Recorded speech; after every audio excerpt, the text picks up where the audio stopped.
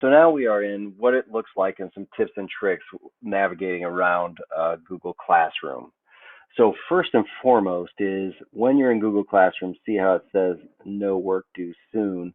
If we click on it, this shows you all the assignments and things that you can grade in there, and you can go to them quickly. This is similar to what a teacher sees. It is like a to-do list basically, and you can look at all your classes there if you want to. I'm gonna change this back now because it's gonna go haywire on me. Hold on. I got a lot of them. Oh, I'm not in the list here. Hold on. So we get to, where's my remote learning, test remote learning class right here. And then we can look at the ones we've graded, which I haven't done any of that. So that's one thing. The thing to know is to get out of this, you got to kind of go over to the three bars. So that's one thing. This grades thing, you can set up grades now with in the settings area here. If you go into the settings area, which is this gear that was up here, you can tell it what kind of grading you're going to do. And if you turn on total points, it'll take total points. You can make it show the grade for students, or if you want to do categories, you can go weighted categories and set that up, and then it's going to let you do categories as well. I'm just going to do total points for now, but it would calculate the grade. So if you wanted to, if we were in some sort of situation, you can turn Meet on and off and make it visible to students or not. So I would recommend, if you're going to do it, you have to click generate a link code first. Now it's visible to students. You can show deleted items if you want to see what you've messed up. You can say send out Guardian.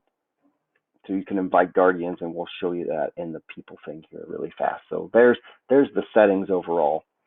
We've talked about the classwork part. Let's talk about the people part real fast. Is you can go to this person, and if you know the parent's email, you can type in the email.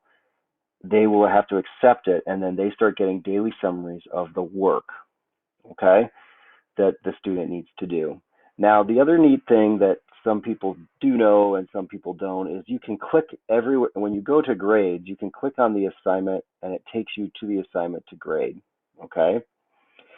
The other part that's nice about this is if you click on the kid, you get to see their to-do list, okay? And you can see what they've turned in, what they've returned with a grade, and what's missing. So you can see, and you can see it all over here. There's only 3 assignments, so it's easy here. Here's their missing, and these 2 are assigned for they don't have a due date. But there's this lovely little envelope up here, which says test users progress in test remote learning to the student. You can type your message, and you can include a work summary. So you can actually send their missing assignments to them from Classroom just by clicking that button, and they would see this right here. Okay, and you can say, hey, listen, the ones that are marked missing, and again, it's clear communication. The ones that are marked missing are the ones that are late. The ones that are assigned have no due date, and if they had a due date, they would show up here. And if you want to see what happens when you click turn it in, they don't have any return for a grade, and you can see it filters them out, and there's missing ones. But the cool part is that you can send their work summary to the test user or to the student you want to when they say, I don't know what I have. Okay. Now, here's the fun, because when they say that, it's always fun for me, is that when you go to the student side, when they go in to a class, whatever class it is, or let's go one step further, when they're out here, there's this little thing right here that says open to see your work in this class.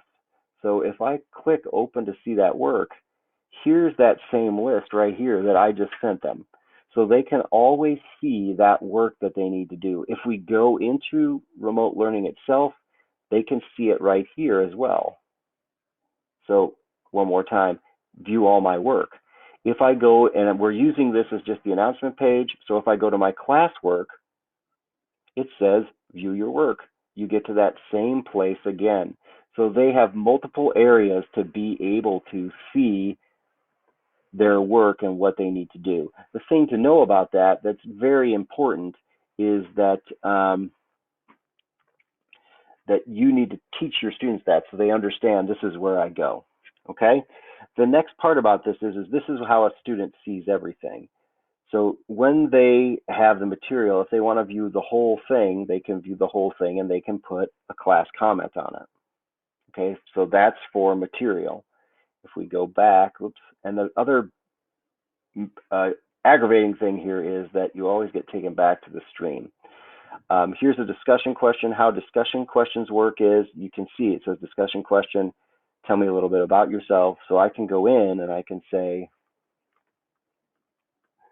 there's the question. I can say, hello, I am a Virgo or whatever, and move on. And that's going to be my answer to the question. And notice over here, I could put up private comments as well. Oh, sorry, that's my class comment. I could put a comment on the question. It's here's your answer over here that you're typing. Hello, I am a Virgo. So this is the thing to know, and this was my mistake, is that this little box, so whenever you go to view an assignment, over on the right-hand side here is, and you can choose to see whether classmates will choose your answer or not, and it says classmates will see your answer. This is where the turn-in button is for students. So everything they need to do will always be over here. So if we click turn in, and I'll show you what I mean. And you can go to see classmate answers, and I could reply to myself if I want to. You can see your answer as well. And if you wanted to, you can edit it because I turned it on. If we go back, if I go into the form, I'm not going to show you the form, but you can click on, you go to view assignment here. And the nice thing about forms now is it used to be they had to mark it as done over here. But now all you have to do is click and submit, and all this happens automatically, which is a really good thing. Okay, I'll show you the other assignment here. Try to go as fast as I can. Here's my test assignment. And notice how there's nothing in the other topics, so they're not showing up for me. I can view the assignment. It says Mark Smith copied for us. And it says make a copy. So because it's something I don't own, and I didn't realize this, I have to make a copy of it. Or if this is something new, this might be something new. Then I can also add and create like I did, and I can mark as done. If I have a missing assignment and it's late, or if it's not late, this is late, we'll say mark as done.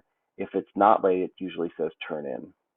Okay, so that's what a student really sees if they want to. They can't ever go to their grades per se. The only way they can see that really is if they view here, your grades would show up once things get graded and stuff like that, because it says returned with a grade, and you can see your grades there. Okay, so that's pretty much what a student sees, and some tips and tricks for the teacher. I hope you found it useful. That's setting up a course. Again, remember that you really want to have a clear, concise way of communicating with kids, setting out your expectations, how they can be successful, and all those other best practices, and make sure you keep those in mind while you're building the course, because while you're building the course, if you lose sight of those, then it gets to be a jumbled mess, and you start to get students who are frustrated, and they won't be successful in your class, and then you get frustrated as well. Okay, there we go. That's building a Google Classroom class and some things of what a student sees. See you later.